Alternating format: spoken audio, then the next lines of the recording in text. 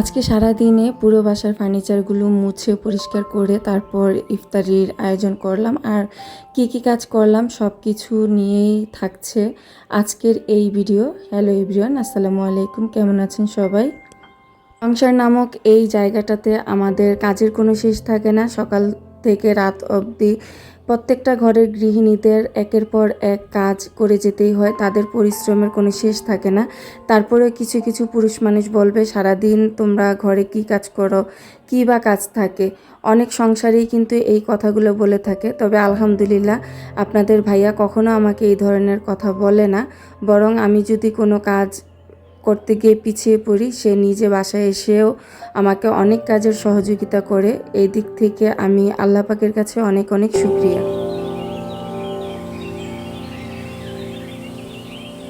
যেহেতু রোজার মাস, ঘুম থেকে উঠতে সকালে একটু লেটই হয়ে যায়। তারপর ঘুম থেকে উঠে সংসারের কাজগুলো একভাবে এক স্তরে করে তারপরে ফ্রি হতে হয়।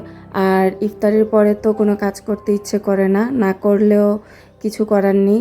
সংসারের কাজ তো আর ফেলে রাখা যাবে না। দিনের বেলা চুলায় গ্যাস থাকে না, আর ভোর রাতের খাবার তো আর দুপুরবেলা রান্না করে ভোর রাতে খাওয়া যায় না, এটা একটু কেমন বাসি বাসি হয়ে যায়। তো সেই কারণে ইফতারের পরেই রান্নাবান্না করতে হয়।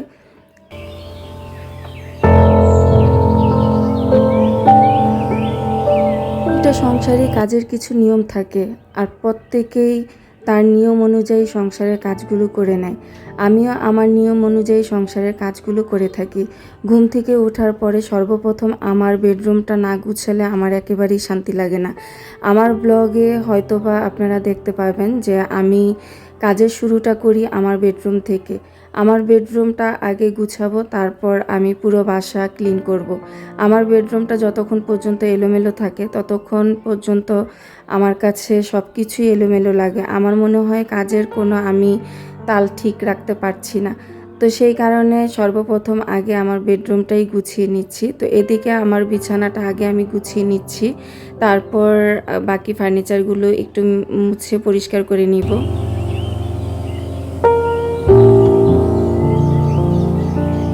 বিছানার চাদরটা বিছিয়েছিলাম প্রায় এক সপ্তাহ মতো হয়ে গেছে। তো আজকে চেঞ্জ করে দিব চিন্তা করেছিলাম, তারপরে কেন যেন আর ভালো লাগলো না চেঞ্জ করতে। তো আগামীকালকেই চেঞ্জ করে দিব ভাবছি, কারণ একটা বিছানার চাদর এক সপ্তাহের বেশি হলে আমার কেমন যেন একটা লাগে ওই বিছানাতে ঘুমাতে। তারপর এদিকে যে কিছু কাপড় আপনাদের ভাইয়ার ধোয়ার জন্য রেখে গেছে, এগুলা আমি কাপড়ের ঝুড়িতে রেখে আসলাম। খালা যখন আসবে তখন ধুয়ে দিয়ে যাবে।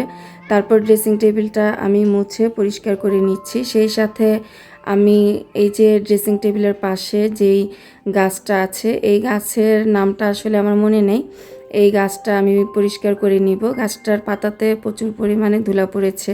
তো এই ধরনের ইনডোর প্ল্যান্টগুলো যদি আপনি সুন্দরভাবে মুছে পরিষ্কার করে রাখেন, রুমের ভিতরে দেখতে কিন্তু বেশ ভালোই লাগে।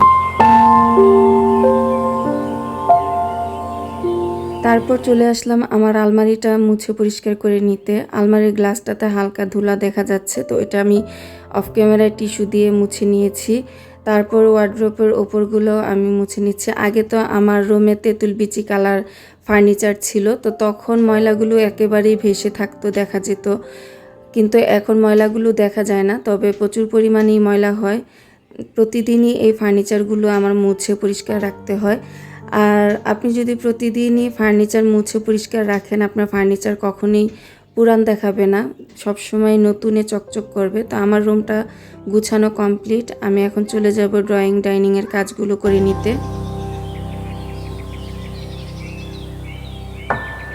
এই যে আমার হাতে দেখতে পাচ্ছেন একটা স্প্রে দিয়ে আমি স্প্রে করে তারপর টেবিলটা মুছে নিচ্ছি। এই স্প্রেটা কিন্তু আমি নিজেই বাসায় তৈরি করেছি, খুব সহজেই এই স্প্রেটা তৈরি করা যায়।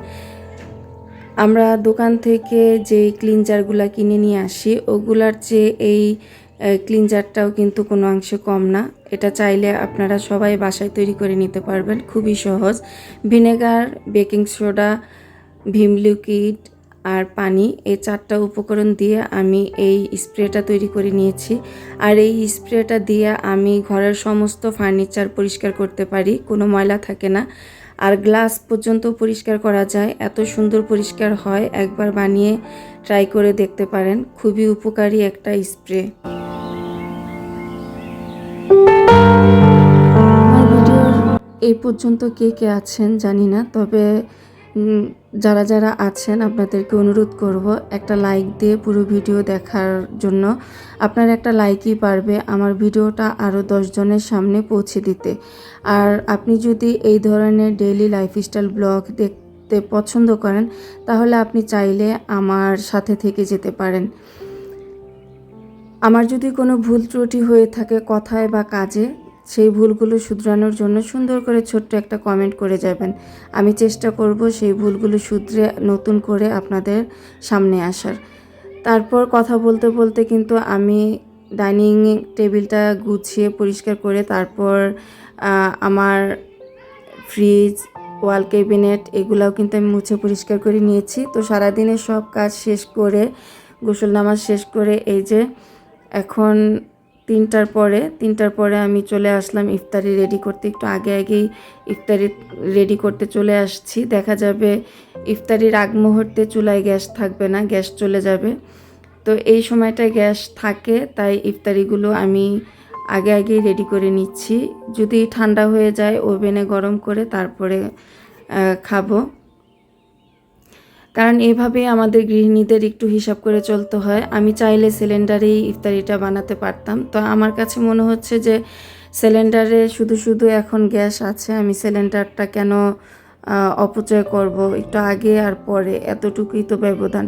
তা আমরা প্রত্যেকটা গৃহিণী কিন্তু চাই হিসাব করে চলতে। আর হিসাব করে চলার মানে কৃপণতা না, হিসাব করে চলার মানে হাজব্যান্ডের আয়ের ওপর থেকে সংসারটাকে খুব সুন্দরভাবে গুছিয়ে চালান।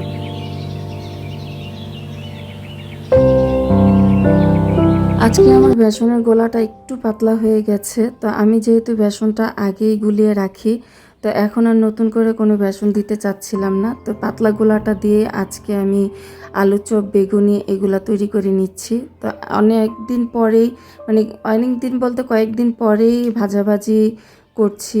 কয়েকদিন ভাজাভাজিগুলো একটু কম করেছিলাম। আসলে ইফতারের পরে এসব ভাজা পোড়া খাবারগুলো প্রত্যেকের শরীরের জন্যই কিন্তু খুবই ক্ষতিকর।